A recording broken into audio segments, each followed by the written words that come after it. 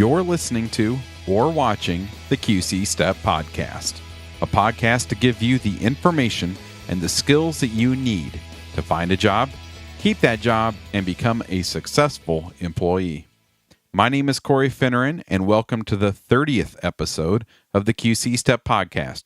We have a good episode for you this week, and in the interview segment, we hope to answer some of your questions about the process of becoming a student at Blackhawk College.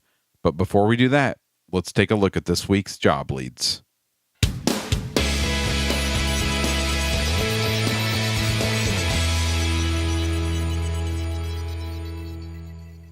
I post these job leads to qcstep.com every Monday morning, and there's links to the online applications for this week's leads under the post Job Leads, April 29th, 2013. We'll start off with some Hy-Vee stores. The Milan store is looking for a courtesy clerk. The Moline store on Avenue of the Cities is looking for a floral clerk. And the Rock Island store is looking for a frozen clerk. And there's a link on the site to all of these positions through Hy-Vee. And it takes you there, and you choose which store you're applying for, click the little apply button, and then you can get started on the application. There's some other leads. The Dollar General in Coal Valley, they're looking for sales associates. You have to be 18 to apply for that position. River's Edge is looking for seasonal clerks, and you can apply online, and that's through the City of Davenport. So that link will take you to the City of Davenport's website. Burlington Coat Factory in Bettendorf is looking for shoe associates. YRC Freight, they're looking for part-time dock workers. You have to be 18 for that position. Pizza Hut in Moline on Avenue of the Cities, they're looking for crew members. You have to be 16 to work for Pizza Hut and 18 if you want to be a delivery driver. And every lead up till right now that I've listed, there's links to the online applications on our site. And then the Steak and Shake in Moline, they're hiring, and you need to apply in person for that position. If you would like more information on any of these job leads, or if you would like help filling the applications out, you can fill out the contact form that's at the bottom of this post, and I will pass it on to Gary or Carrie.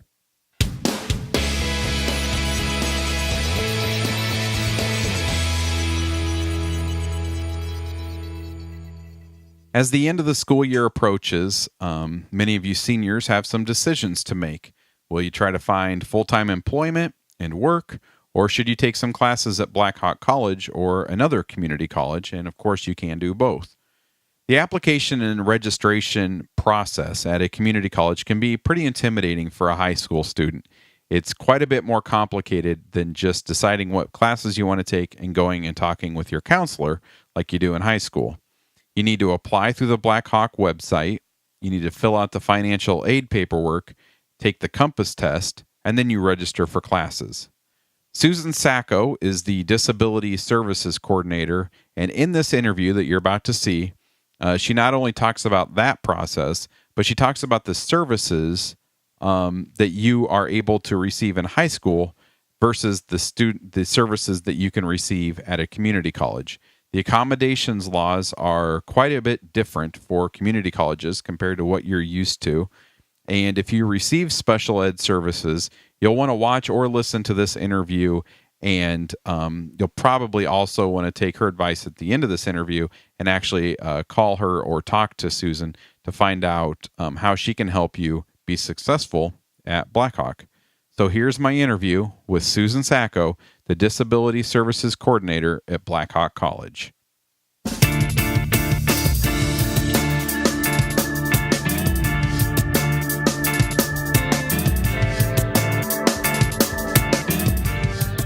Well, I'm here at Blackhawk College with Susan Sacco, and Susan is the Disability Services Coordinator for Blackhawk. And we're going to talk about the process of applying and registering here at Blackhawk and the differences between the types of accommodations and assistance you can receive in high school versus what you would receive at a community college like Blackhawk. So, Susan, thanks for talking with us today. Thank you. I'm excited to be here, Corey. Okay.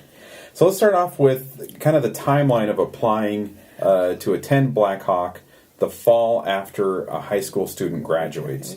Are there what are the things that they need to be doing, and when do they need to be doing them? Okay, good question. I know our recruiter, Karen Dahlstrom, is good about going to many of the high schools. It's never too late. I know some junior in high school start looking into college, but for sure by senior year, you should apply to Blackhawk College. It's simply going online, no cost, filling out a one-page application, and the courses for community college are always automatically accepted because we are an open enrollment. Usually what I tell students is that it's a good idea to take the campus test after that, probably before school is out their senior year, because some of the knowledge could still be in their head while they're still in school. Campus measures math, reading, and writing. Sometimes I don't like to say test because it makes people nervous, but it's kind of like an assessment tool to help the students figure out what their level is in those three subjects. This information helps the advisor place them in the appropriate level classes, because we don't want to put them in the classes too easy for them. They'll be bored. We don't want to put them in the classes too difficult to fail. So the compass is also very important. The other thing a student must do, and this is something they can work with their teacher in, or maybe even their guidance counselor, is a FAFSA. The financial aid is done online too.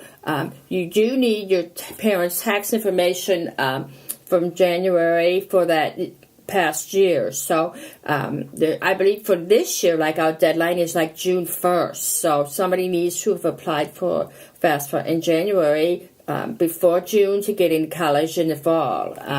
So filling out the financial aid is very important as well.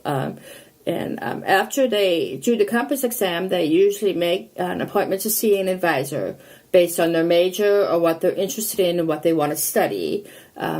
The advisor will sign them up for the classes. I always tell students with disabilities, be sure to be upfront with the advisor about that they do have a disability.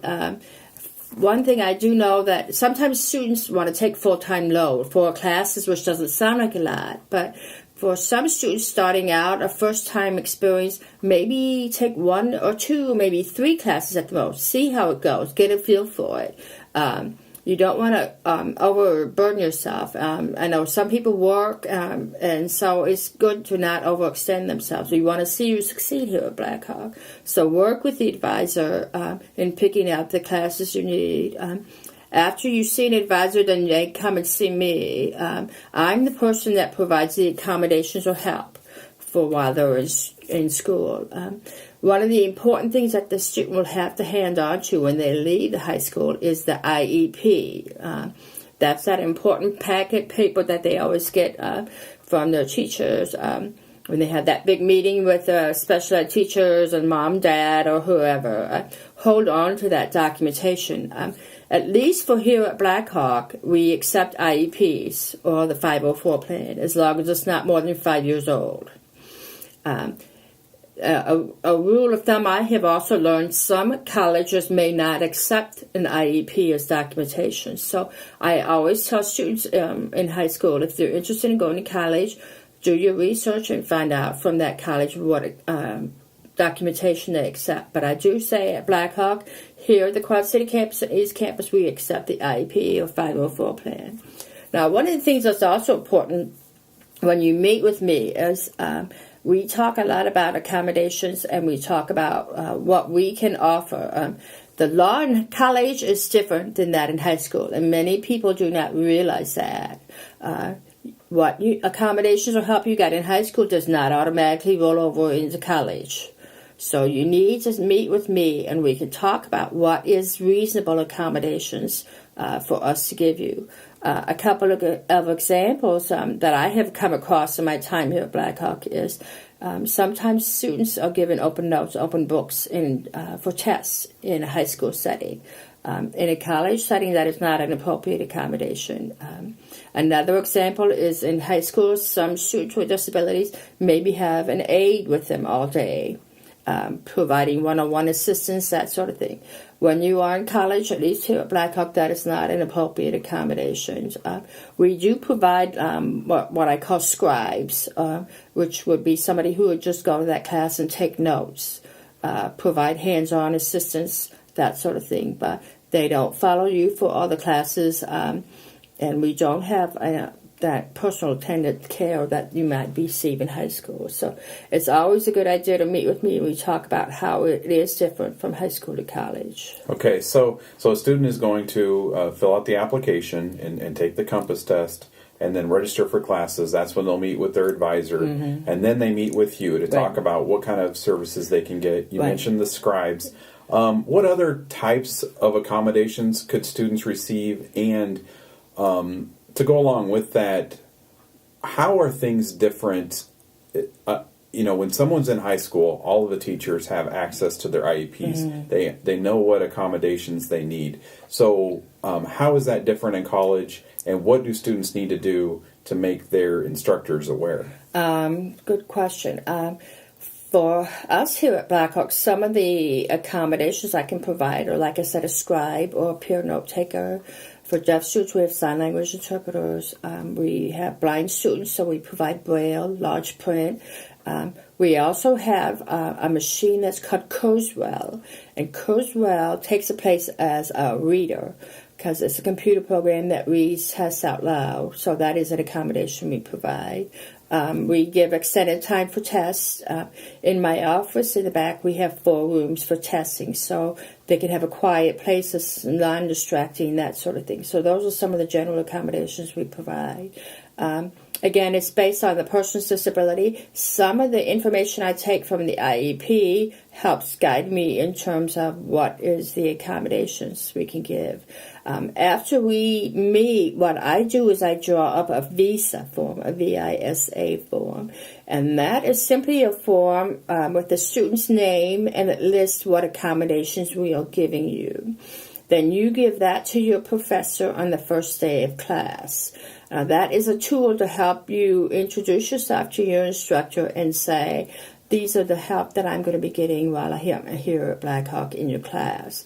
The visa is good for that semester. So every semester I tell students in the beginning of the semester to come see me, and we'll do another visa form for the other classes for the next semesters while you're still at Blackhawk. Now, all of your information is confidential, so the professor never knows what your disability is. That's something you can disclose if you want. You don't have to. The other thing that's very important in college is on the first day of class, you get a syllabus. And I always call that like the Bible, because that is from the professor, and it lists things like his office hours, how do you contact him, and it also lists all of the expectations they expect from you for the semester, including when quizzes are, when tests are, when papers are due, speeches, what have you. I always tell my students you have to be organized when you come to college. It's always a good idea to get like a big planner and then color and highlight when things are due, because in college the professor's not always going to remind you when everything is due like they do in high school. They don't.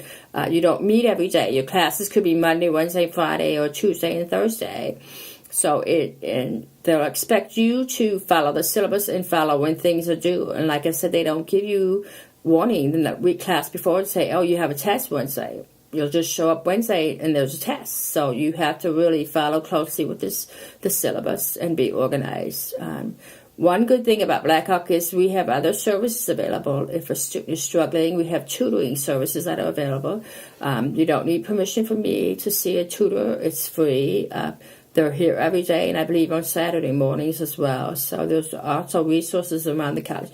We want to see students succeed. So that's our goal. That's our mission. Okay, so someone that's in our program that is interested in going to Blackhawk, I think that you would agree in this. It's very important for them to meet with you. Oh, yes. Because when you're in high school, all the teachers know what's on your IEP. They know what accommodations you need. They know where your struggles are.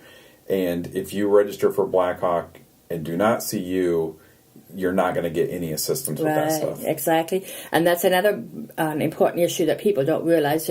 When you're in high school, you're given the help up until 12th grade. When you get into college, we don't get a list of students who have disabilities and then I go hunt them down. you have to self-disclose. That means you have to make an appointment, come see me, the disability coordinator, say, hey, my name is Johnny, I have a disability, here's my IEP, what kind of help can you give me? So that's very important for them to know too. I always tell students, it's always a good idea, even if in the school year you're thinking about Black Hawk, you want to take a tour, you can call me up, we can meet, I can meet with the parents, your guardian, whatever.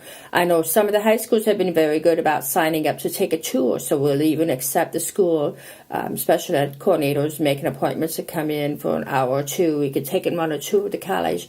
We can talk about the differences between high school and college. So get a feel of Black Hawk College if it's something you really want. Okay, so if anybody has any questions or if they would like to schedule a tour and meet with you, what's the best way for them to contact you? The best way they can do that is contact our main number, which is 796-5900. You can also email me at saccos@bhc.edu. If you go on Black Hawk College website, we have a disability service webpage too, so that also has some information for them to think about. Okay. All right. Well, Susan, thank you very much for talking with me about Black Hawk College. I think this is really useful information for not just the students, but also parents and teachers. Yes. Right. Thank you, Corey. You have a good day. Thank you. Thank you.